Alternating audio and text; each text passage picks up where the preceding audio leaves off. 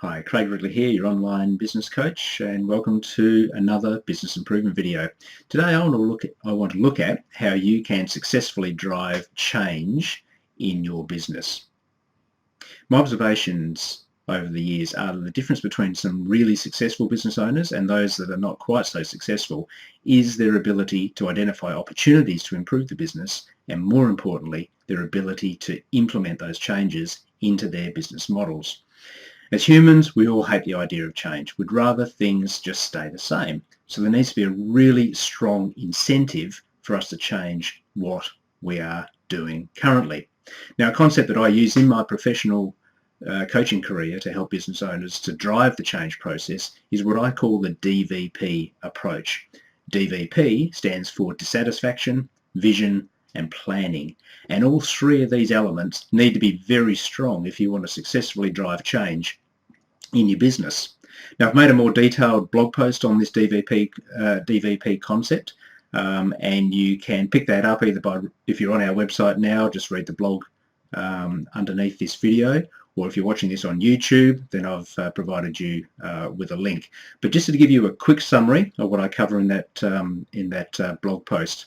So, dissatisfaction. Unless you and your team are highly dissatisfied with your current results or the current processes that you're using at the moment, you've got absolutely no chance of making any changes.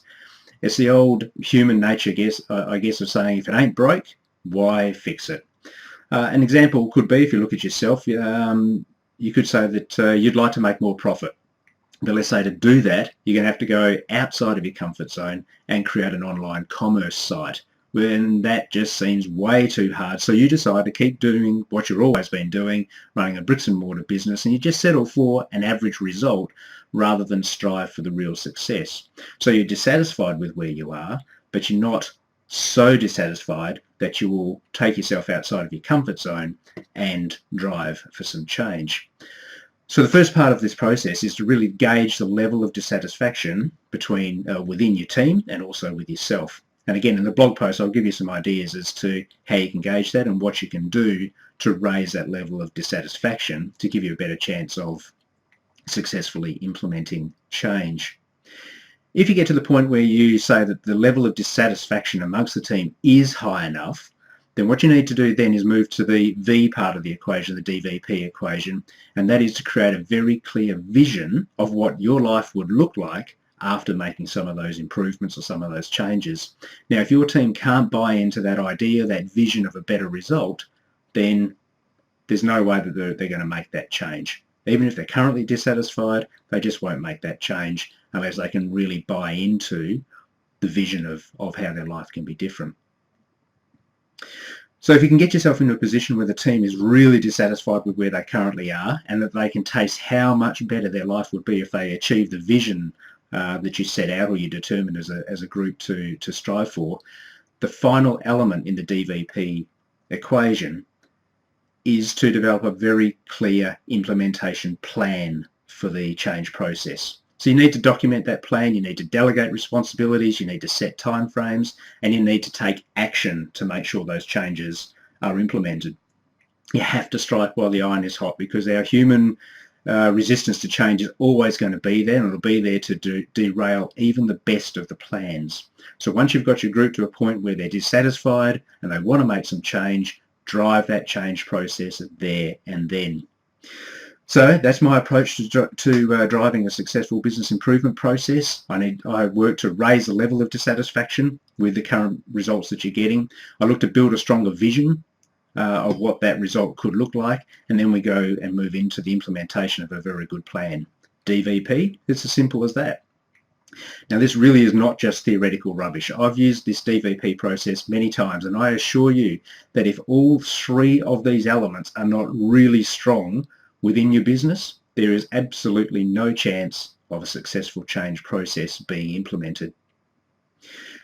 Final point probably is the DVP is not just a concept for large strategic issues, it can also apply to very simple as well as complex problems. And it also applies, you can apply it in your personal life as much as you can in your business life. A couple of examples perhaps. So many businesses that I work with have a disconnect between the sales team and the production team, and that causes all sorts of problems. What you have is each of those departments have developed processes over the years that suit their department, but they don't necessarily work together. And it means that the corporate entity itself starts to have some inefficiencies in its process.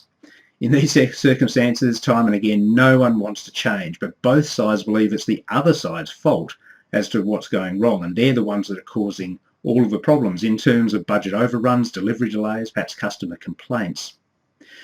So what we really need to do is we need to work with both of those teams and apply this DVP approach. We need to raise the level of dissatisfaction with the current results. So a simple brainstorming session, a discussion where you're really trying to highlight what's going wrong and how does that make each department feel? Where are the problems that they think the other department is raising?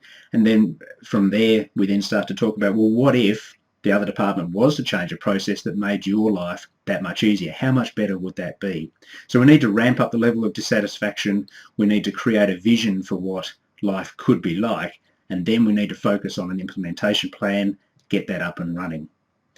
As I said, DVP can also apply in your personal life. Let's take an easy example. Let's say smoking. Let's say you are smoking at the moment and you would like to make that change, and so many people would, but they just find that they can't.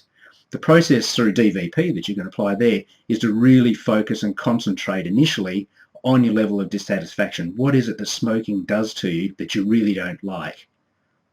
Then look at the vision. What would life be like if you didn't smoke? How good would that be? And you do a gap analysis effectively on that.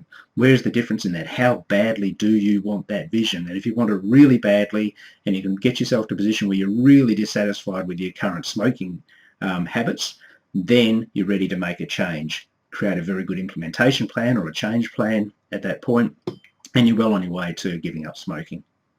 So that's the end of this video. Look, I hope it was really useful for you. You'll find more details in the blog post that I've got at yourbusinesscoachingclub.com, which you can read below if you are viewing this video from our site already. Or if you're looking at it somewhere else, just follow the links from YouTube, Facebook, LinkedIn, wherever else you're viewing this video from. Now, if you like this video, can I ask that you help us spread the word by liking or subscribing to our various social media sites? You'll find us on pretty much all of them: YouTube, LinkedIn, Facebook, Twitter, Google+, you name it, we're probably there. Look, even more importantly, I'd love to get your feedback on this topic. Leave your comments on our blog post and tell me if you agree or disagree, or if you have any better ideas than the ones that I've been able to put forward in this video and in the blog post. Ask me any question on the social media platforms and share your ideas with the rest of our international business group. We really do appreciate your feedback as it goes through. So I'd appreciate your assistance with that. So that's the end of this video. Again, my name is Craig Ridley. I am your online business coach. I hope this video was useful for you, and I really look forward to having you as part of our online business coaching club. Goodbye.